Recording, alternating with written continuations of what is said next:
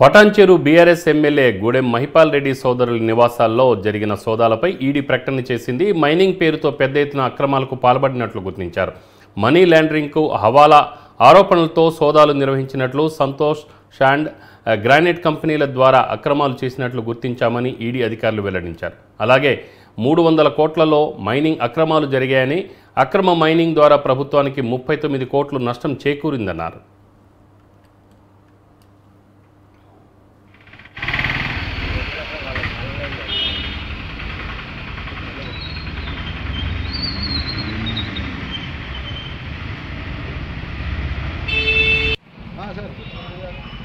Sir live ఇస్తాం, మనం మొదటి లైవ్ ఇస్తాం, ఆన్ చేస్తాం.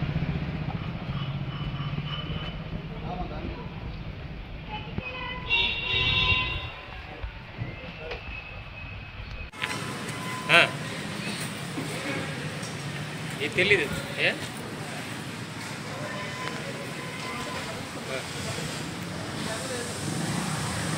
ఒక్కటే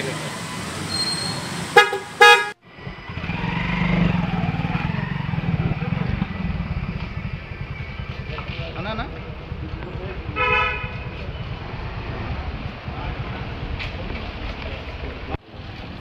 లైవ్ వచ్చింది అన్నా, చూడండి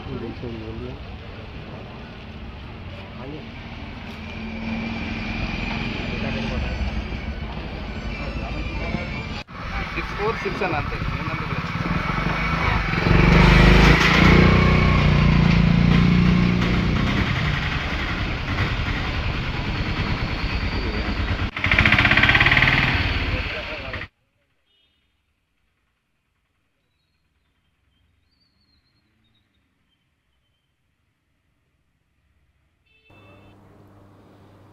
మహిపాల్ రెడ్డి సోదరుల నివాసాల్లో సోదాల సమయంలో 19 లక్షల రూపాయల నగదును గుర్తించినట్లు ఈడీ తెలిపింది. బ్యాంకు ఖాతాల్లో కూడా అక్రమ లావాదేవీలను గుర్తించామని అధికారులు తెలిపారు.